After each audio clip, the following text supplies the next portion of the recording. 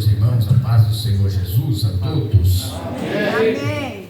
Que bom poder estar neste lugar e juntos estarmos adorando ao Senhor. Que bom poder retornar a esta casa de oração e estarmos aqui reunidos para mais um culto de louvor, de adoração, para mais uma confraternização desta linda e abençoada mocidade aqui da igreja. Já quero parabenizá-los por 41 anos de bênção, de vitória. Como eu disse, na outra oportunidade, volto a dizer, com certeza alguns não tinham nem nascidos ainda quando esse grupo, ou esse conjunto tinha sido formado. Mas estamos aí seguindo avante, levando esta bandeira, anunciando a palavra do Senhor. Deus abençoe esse conjunto abençoado, adoradores do Rei, e que louvaram com muita unção, com muita graça, e apresentaram também este jogral com muita unção. Para nós um motivo de alegria poder estar com os irmãos aqui esta noite. Quero aproveitar e agradecer, expressar a minha gratidão, primeiramente a Deus por mais esta oportunidade que o Senhor nos concede de poder estar falando da sua palavra. Louvo a Deus pela saudação de bem-vindo a mim, também a minha esposa, e poder ser recebido com muito carinho aqui por esta tão abençoada igreja. Ao pastor Valdir, Deus abençoe o pastor Valdir, por nos franquear aqui este altar para estarmos ministrando a palavra. Trago um abraço do meu pastor presidente, pastor Carlos Eduardo, ao pastor Valdir e a todos os obreiros aqui desta casa.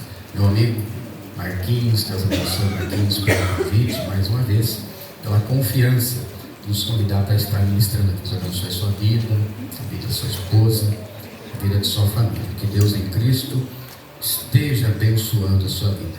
Meus irmãos, vamos ao texto, Apocalipse, capítulo de número 22. O tema está em Amós 4:12, mas estamos dentro do tema que foi proposto para esta festividade, para este trabalho. Glória a Deus. Apocalipse, capítulo de número 22. Vamos ler o versículo 12 e o versículo de número 17 para a nossa meditação aqui esta noite. Apocalipse, capítulo 22, versículo 12 e o versículo 17. Depois vamos ler mais um versículo que está dentro do Apocalipse mesmo. Amém? Quem não encontrou está ali na tela, vamos estar lendo a palavra do Senhor. Apocalipse capítulo 22, versículo 12, está escrito assim: E eis que cedo venho, e comigo está o galardão para dar a cada um segundo as suas obras. Versículo 17 diz assim: O Espírito e a esposa dizem vem, e quem ouve diga vem, e quem tem sede venha, e quem quiser tome de graça da água da vida. Apocalipse capítulo 16 e o versículo de número 15, parte A do versículo 15, para nós estarmos meditando aqui esta noite. Apocalipse 16, versículo 15, parte A, diz assim: E eis que venho como um ladrão. Assentai-vos por gentileza, dando glória ao nome do Senhor. Deus é bom e a sua misericórdia dura para sempre. Dentro do tempo restante, queremos estar compartilhando com os irmãos, e o meu coração está feliz, está alegre esta noite, por conta deste tema tão sugestivo. É claro que está em Amós, capítulo 4, e versículo de número 12, ali está falando para o povo de Israel, mas está falando sobre o encontro, preparar para encontrar com o Senhor. Eu entendo que nós estamos falando esta noite, e esta temática é sobre a volta do Senhor Jesus, até porque todos os louvores apresentados aqui esta noite falou sobre isso, falou sobre o arrebatamento, e eu quero ser fiel àquilo que o Senhor ministrou em meu coração. Quero falar sobre este tema que é tão importante, tão relevante que é o arrebatamento da igreja. Antes de entrarmos na mensagem, a minha pergunta é: quantos ainda aguardam o arrebatamento da igreja? Você pode adorar e glorificar ao Senhor? Quantos aguardam, esperam, anseiam por este momento, pelo arrebatamento da igreja? Quantos ainda acreditam nisso?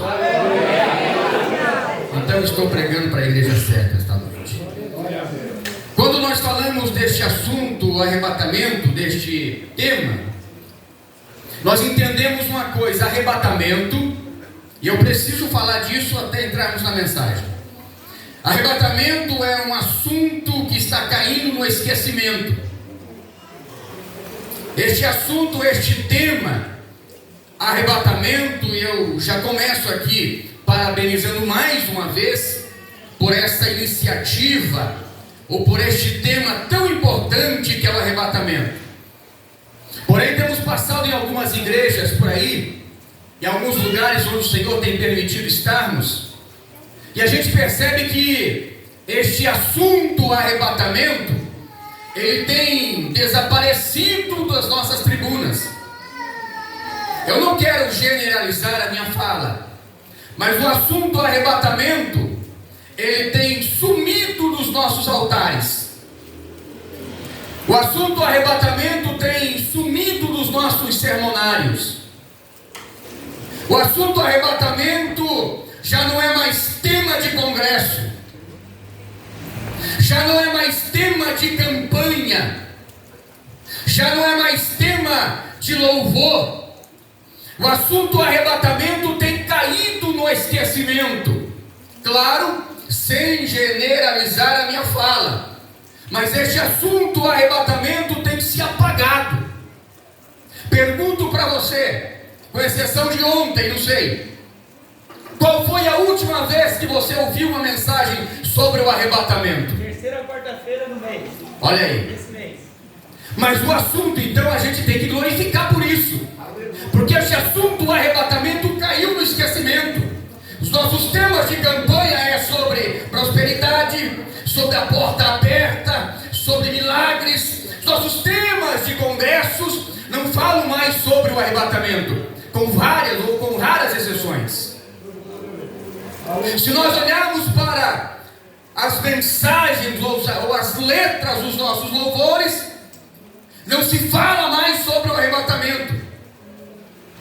A letra dos nossos louvores, elas trazem no seu bojo uma mensagem de antropocentrismo, aonde o homem é o centro. Não é mais uma mensagem cristocêntrica, aonde Cristo é o principal, aonde Cristo é o centro. Não, é antropocêntrica, aonde parece que o homem é mais importante, aonde parece que o homem tem que aparecer mais. As nossas mensagens, os nossos louvores são mensagens vingativas, são mensagens que trazem uma vingança, que dizem mais ou menos assim: quem te viu na prova e não te ajudou, quando estiver na bênção vai se arrepender. São mensagens vingativas. A letra dos nossos louvores não falam muito do arrebatamento, mas eu louvo a Deus, porque independente se as nossas ou as mensagens caíram no esquecimento, se as letras não falam sobre isso, eu ainda acredito que o arrebatamento vai acontecer. E deixa eu perguntar, será que eu estou sozinho aqui esta noite? Alguém mais ainda acredita nesta verdade?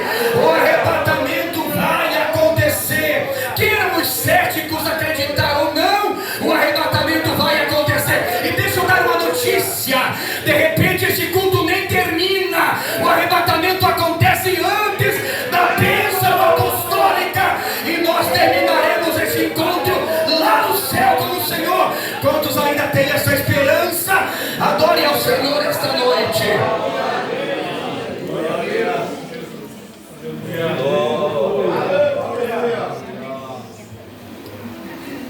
Mas a pergunta é: por quê? que essa minha geração tem deixado de falar do arrebatamento? Por que é que a minha geração tem deixado de pregar sobre o arrebatamento? E se você conversar nos bastidores com alguém, você vai ouvir a seguinte conversa.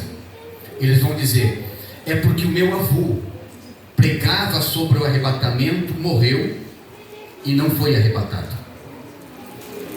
É porque o meu pai pregava sobre o arrebatamento, morreu e não experimentou o arrebatamento.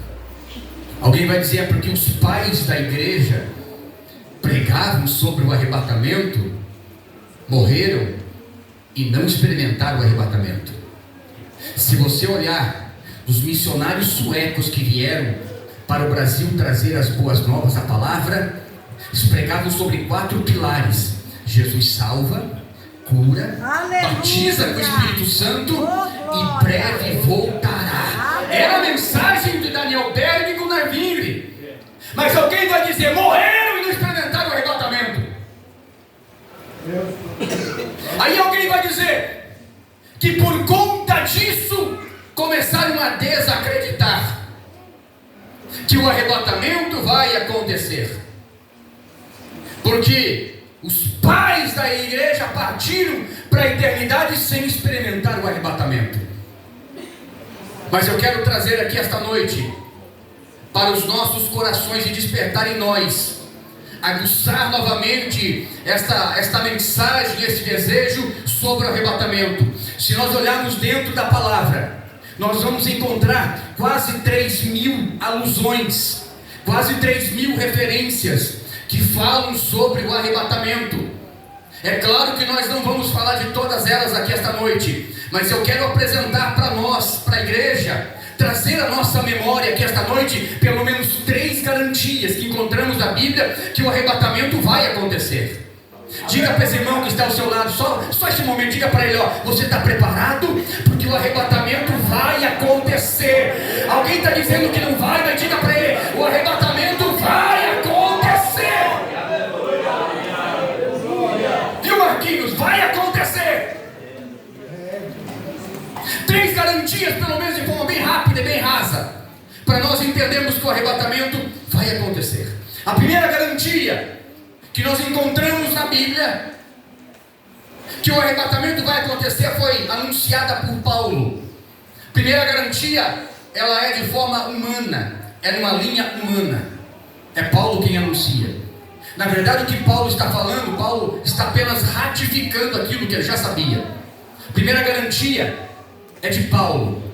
Primeira carta de Paulo aos Tessalonicenses, capítulo de número 4, versículo 16, Paulo diz: porque o mesmo Senhor, veja aí, é a primeira garantia anunciada por Paulo, é de forma humana, é numa linha horizontal, uma linha humana, é Paulo que anuncia, Marquinhos. Ele vai dizer: porque o mesmo Senhor descerá do céu com alarido e com voz de arcanjo e com a trombeta de Deus.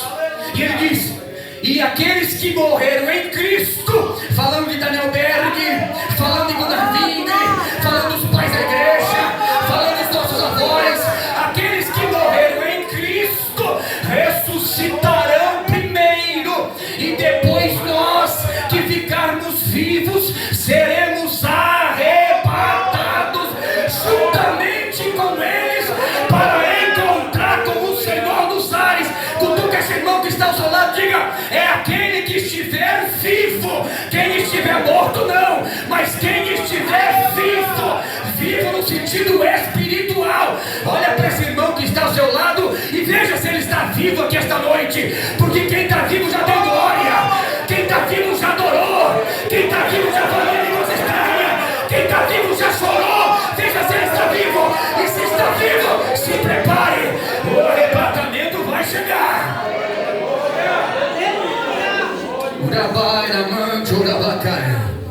Paulo tinha tanta certeza no arrebatamento que ele acreditava que era para o seu dia. Ele disse: depois nós. Paulo está se incluindo nisso. Ele tinha tanta certeza no arrebatamento que ele estava se incluindo, dizendo assim: depois nós, os que ficarmos vivos, os que morreram em Cristo vão ressuscitar primeiro. Ele diz: depois nós, os que estivermos vivos, seremos arrebatados. Pastor Valdir, mas tem que estar vivo. Não pode estar no congresso e estar morto. Não, trazer você para a igreja não significa que você está vivo. Mas você vir aqui e conseguir adorar o Senhor, sim, isso é um sinal de quem ainda está vivo. Será que a nossa cidade, adoradores do Rei, está viva esta noite? Então adore ao Senhor, porque tem pregador e cantor que só está vivo com o microfone na mão. Quando pega a oportunidade, aí ele está vivo, mas sentado não, ele está apagado. Mas eu estou pregando para a igreja viva aqui esta noite, uma igreja que adora aqui esta noite. E se a igreja está viva, o arrebatamento é real.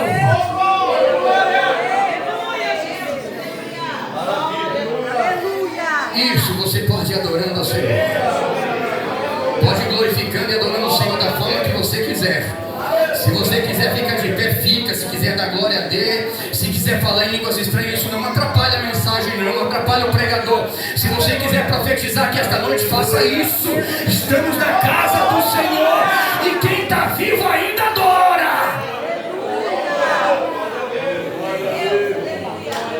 Essa é a primeira garantia. É Paulo que está dizendo isso, o mesmo Senhor.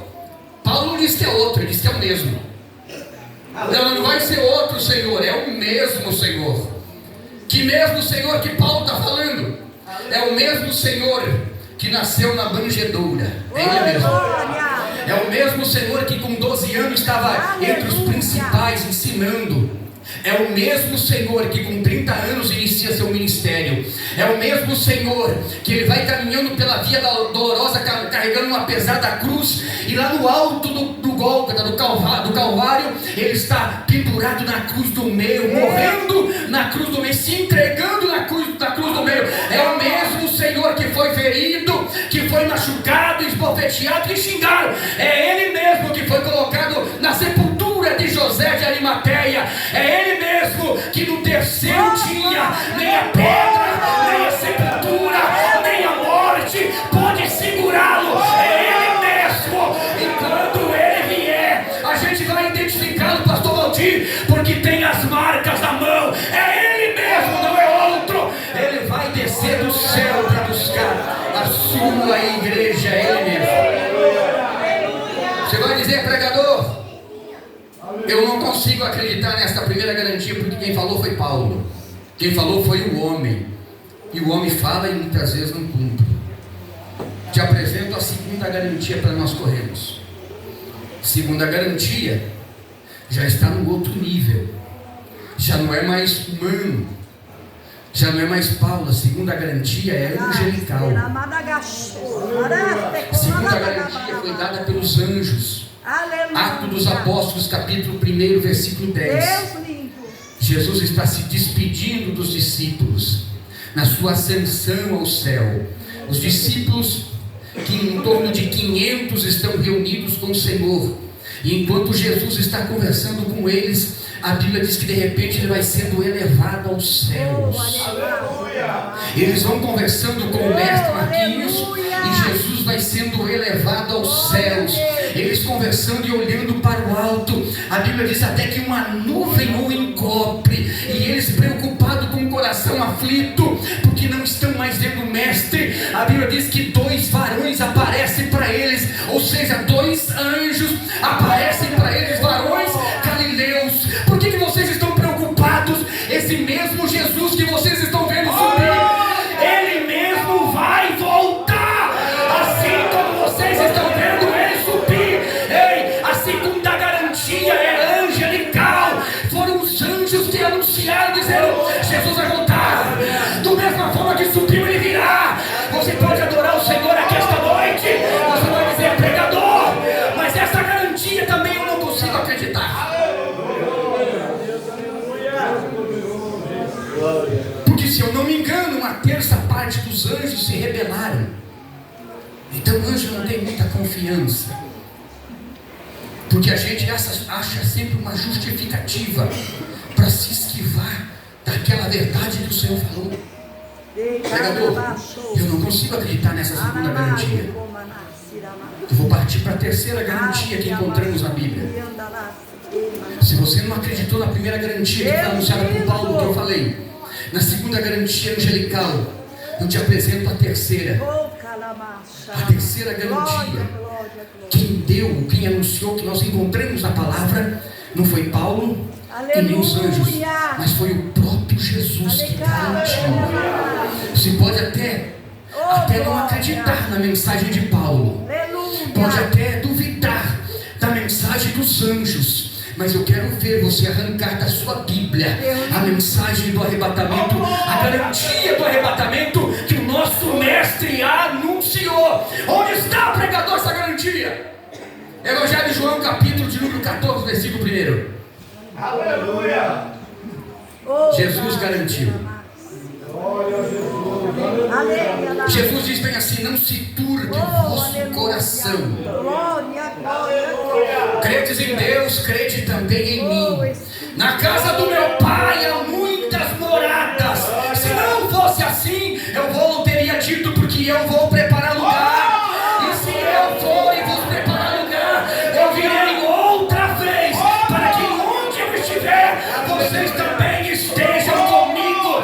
É a garantia do arrebatamento. Jesus está dizendo: eu vou, mas eu vou voltar, e vou voltar para buscar você. Você pode glorificar a Deus aqui esta noite, porque o Senhor deu esta palavra, e o Senhor diz: o céu e a terra passarão, mas a minha palavra não há de passar. Se Ele garantiu, Ele vai cumprir.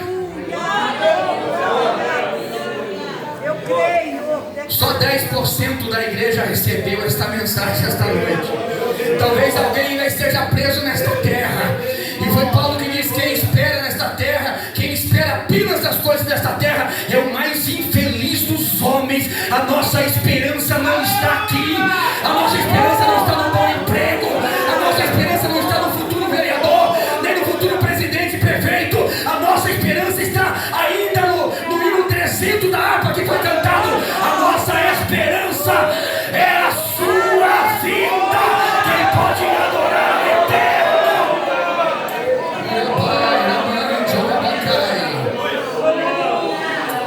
Mas vamos recapitular capítulo 14 de João. É a garantia de Jesus. E por que é que o arrebatamento a gente quase que não fala sobre ele? Porque o arrebatamento traz muito confronto. Porque a gente quer o céu, mas não quer se desvencilhar de certas coisas para ir para o céu. Se você ver nas mídias por aí, nos canais de televisão, todo mundo que morre vai para o céu. Morre um artista, vai para o céu fazer show lá. Morre um jogador de futebol, completa o time no céu. Não é assim? O céu está tão fácil. Mas quando a gente fala do arrebatamento, a gente entende que para a gente chegar no céu, a gente precisa se desprender de algumas coisas. Isso é confronto. É por isso que ele não fala do arrebatamento. Vamos voltar para o capítulo 14. Vamos falar da garantia de Jesus no capítulo 14 de João. Vamos voltar. Jesus diz bem assim: não se turbe o vosso coração. Credes em Deus, crede também em mim. Na casa do meu pai há muitas moradas. Quantas casas tem? Quantas? Não. Espaço tem bastante. Casa está no singular. Coloca lá para nós olhar, por favor, que está na mídia. Jesus diz: na casa do meu pai. Jesus não diz nas casas do meu pai, mas ele diz na casa, singular. Na casa do meu pai tem muito espaço, mas casa é só uma. Aleluia. Diga assim comigo: casa é só uma. Só para você que está ligado, fala para o irmão que está ao seu lado, já que casa é só uma, diga assim para ele: vai se acostumando comigo. Diga para ele, diga a oportunidade, diga: vai se acostumando comigo, porque nós vamos morar na mesma casa. Diga para ele de novo, diga: vai se acostumando com o meu jeitão, vai se acostumando comigo, porque a gente vai morar na mesma casa. Lá não tem duas casas, é uma casa só. A gente precisa se acostumar, pastor Valdir, com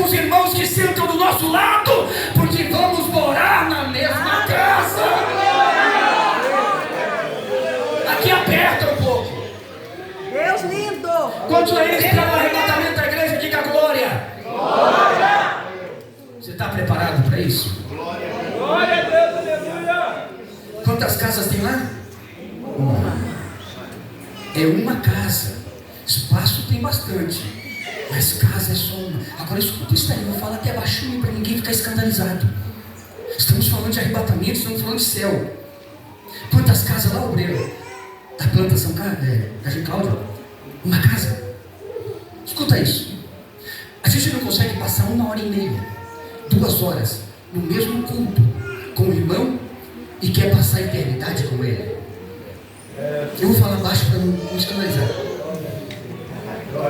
Aleluia! Deus maravilhoso. Eu não estou preocupado com tanto glória, tanto pulo aqui essa noite. Não. Estou preocupado que daqui a pouco o arrebatamento acontece e a gente vai entrar de mão dadas, tá dizendo assim: que bom que eu ouvi aquela mensagem esta noite. Que bom que o Senhor falou comigo naquele lugar. A gente não consegue passar 1h30 no mesmo ambiente e diz que vai passar a eternidade. Aonde que vai? O Senhor me trouxe aqui esta noite e preparou este congresso para falar com alguém. Está na hora de se acertar aqui, porque se não se acertar aqui, não vai chegar na eternidade. Tem uma casa só, então a gente vai morar na mesma casa. Aleluia, você pode adorar o Senhor esta noite. Vai se acostumando com esse irmão. Você vai morar na mesma casa que ele. Aqui a gente consegue fugir de alguns encontros. Aqui quando a situação não dá certo, Marquinhos, a gente muda de igreja. Eu não vou com a cara daquele irmão, mas eu tenho opções. Quantas igrejas tem em Pinhais, pastor? 22. Em Colombo tem 48. Tem irmão que de repente, eu sei que é um congresso, não é culto de ensinamento de forma nenhuma, mas é a mensagem do arrebatamento. Tem irmão que está congregando com a gente e de repente pensa: cadê o irmão? Não congrega mais aqui. Ele nem veio se despedir. Por quê? Porque eu não me acerto ali com o fulano, então eu tenho opção de mudar de congregação. Eu posso congregar em outro lugar, porque eu não quero mais ver a cara dele. Ei, no céu não tem opção de você ter 2 casas. Não tem como você chegar no céu e falar: Senhor, me diga onde é que o fulano vai ficar para eu mudar para outra casa. Não, lá é uma casa só. Ou a gente se abraça aqui, ou a gente não chega lá. Alguém pode adorar o Senhor esta noite? O coração está tremendo aqui diante desta palavra. É uma responsabilidade. Te prepara, Israel, para encontrar com o Senhor teu Deus. Mas para se encontrar com Deus, a gente tem que se preparar aqui na terra, Marquinhos. Eu sei que a mensagem que não dá ibope, não dá status, não, ninguém tira foto com o pregador no final. Eu sei que é verdade, mas a mensagem é essa. É a mensagem de arrebatamento. É a mensagem de hora final. Ou a gente se acerta aqui, ou a gente não chega lá. Verdade, Deus. Oh, glória. É lindo, Jesus. A gente chega no culto, algumas pessoas, eu sei que talvez aqui no Atuba não tem disso, mas só para a gente ficar informado, alguém chega no culto, no final, chega na porta e dá uma olhada, deixa eu olhar onde é que o irmão está sentado. Está sentado na direita, então eu vou para a esquerda. Jeová, fala mesmo, Jesus. Está sentado na esquerda, deixa eu sentar para a direita.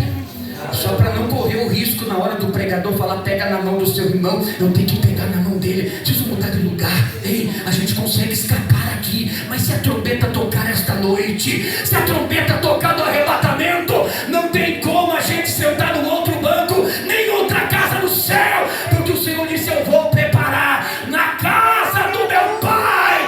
Tem espaço, mas é uma casa só, e quem mora debaixo do mesmo teto, na mesma casa, tem que ter comunhão.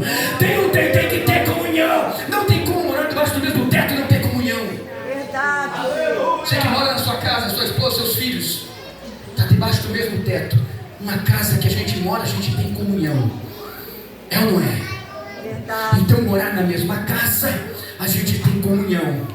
Morar na mesma casa, a gente consegue comungar da mesma forma. Morar na mesma casa, a gente fala a mesma linguagem. Morar na mesma casa, a gente tem o mesmo sentimento. Morar na mesma casa, a gente adora da mesma forma. A gente canta da mesma maneira. A gente adora o mesmo Senhor. Quantos ainda estão esperando o arrebatamento da igreja? Quantos estão se preparando para se encontrar com o Senhor? Aproveita.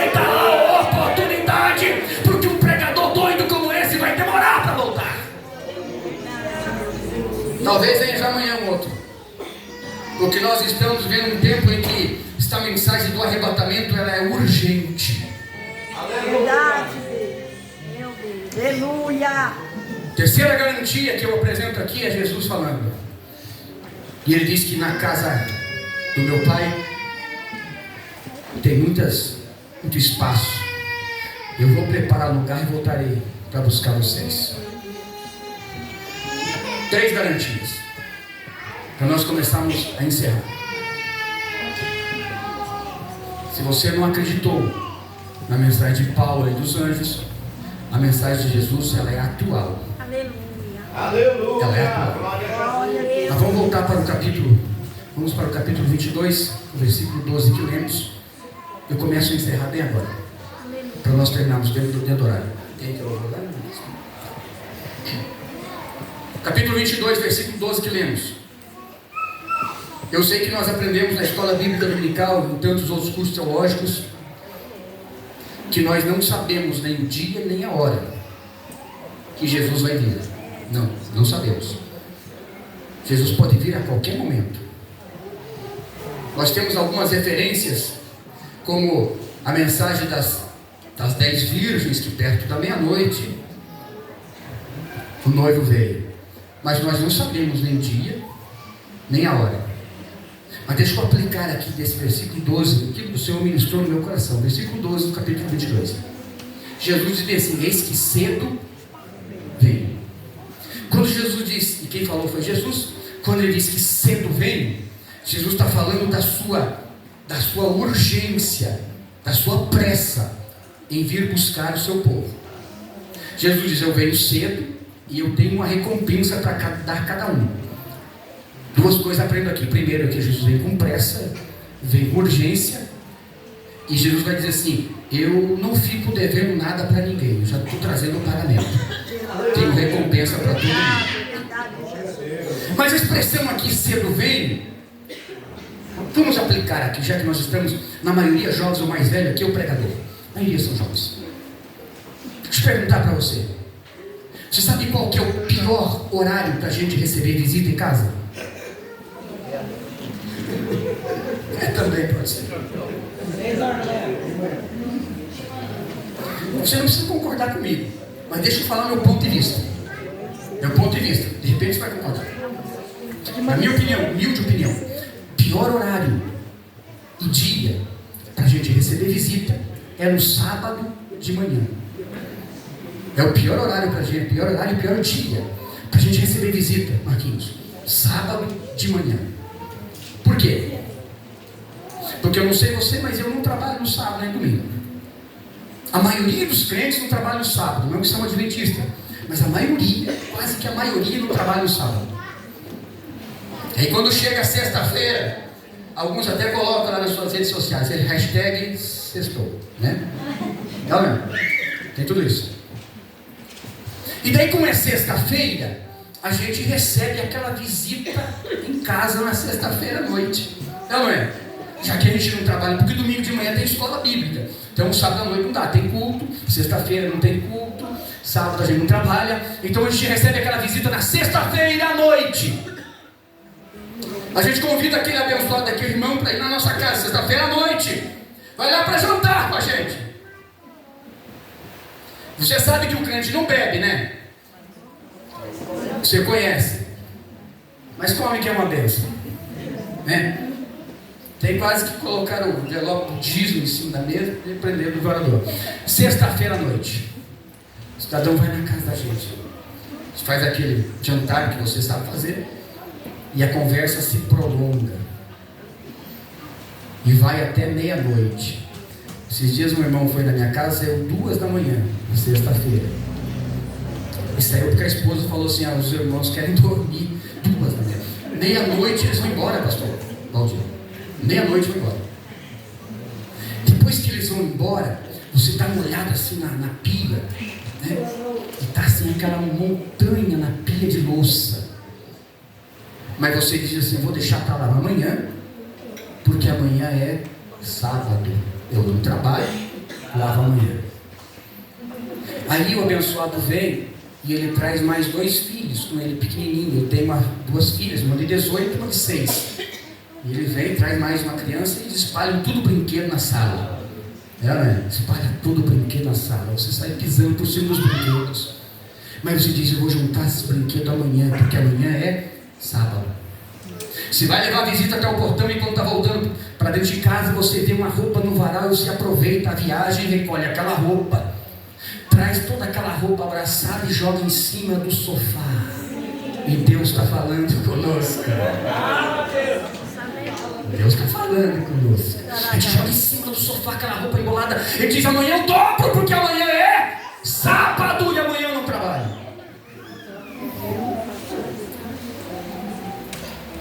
Mas quando é sábado, 7 horas da manhã, a campainha da casa toca, o interfone, alguém bate palma, você acorda e sabe que é na sua casa. Você pula da cama e você abre a cortina para ver quem é, e o pastor Valdir está no portão da sua casa. 7 horas da manhã, não tem como você dizer que não está, porque ele viu você abrindo a cortina. 7 horas da manhã, o pastor Valdir na sua casa. Você dá uma olhada assim no geral, você vê que não tem como recebê-lo. Você pergunta para a esposa, você chamou o pastor? Não, não chamei, mas ele está aí.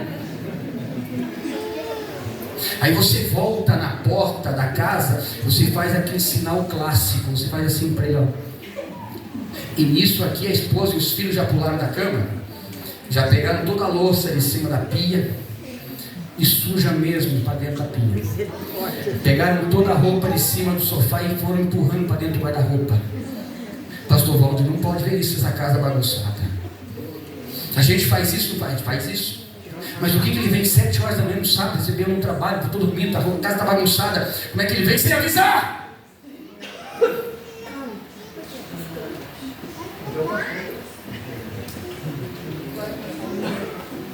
Deixa eu aplicar isso para a gente encerrar. Eu fiz todo esse rodeio para você entender isso. Com Jesus é da mesma maneira.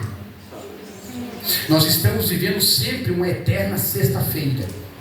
É ou não é? O banquete está bom. Aí a louça ficou suja. E a gente diz, deixa para amanhã. A roupa ficou em cima do sofá. A gente diz, amanhã a gente dobra. Amanhã a gente arruma. Deus lindo. Não, porque amanhã dá tempo. Só que amanhã o Senhor chega cedo. Só que com o pastor Valdir funciona o sinal. Espera-se. Mas com o Senhor Jesus não. Deus lindo. Quando Ele vai buscar a sua igreja, não tem como a gente falar, Senhor, espera só um pouquinho porque eu preciso arrumar a casa. Espera só um pouquinho porque tem uma louça suja em cima da pia. Espera só um pouquinho porque tem uma roupa para eu dobrar. Espera só um pouquinho porque tem um perdão para eu liberar. Espera só um pouquinho porque tem um pecado para eu confessar. Espera só um pouquinho que eu preciso reconciliar na tua casa. Espera só um pouquinho porque eu preciso aceitá-lo como Salvador. Não dá tempo de dar um sinal para ele. O que eu faço, pregador? Arruma a casa hoje, para que o Senhor não pegue a gente desprevenido. Eu vim pregar para uma igreja que esta noite, que colocou um tema dizendo sobre o arrebatamento. Eu vim pregar para uma igreja que esta noite, que está esperando o Senhor, mas o Senhor diz no meu coração, existem algumas casas que tem louça sobre a pia, existem algumas casas que ainda tem roupa em cima do sofá. O que eu faço, pregador? Arruma a casa hoje. Ele não protege para amanhã. Arruma hoje. Seja crente hoje. Seja fiel hoje, porque o Senhor vai voltar cedo. Quem pode adorar ao Senhor aqui esta noite? Eu sinto a graça de Deus. Já te convido a estar de pé devido ao horário. Fica em pé adorando ao Senhor. Enquanto os irmãos vão estar louvando aqui o hino aqui esta noite, eu quero acreditar que tem crente aqui neste lugar que não está apenas cantando sobre o arrebatamento, mas que está aguardando o arrebatamento da igreja. Eu creio que tem crente aqui esta noite vivendo este momento dizendo: Senhor, ora vem, Senhor Jesus, que está dizendo Maranata, ora vem, Senhor Jesus, não dá tempo para amanhã. Saia dessa sexta-feira e entenda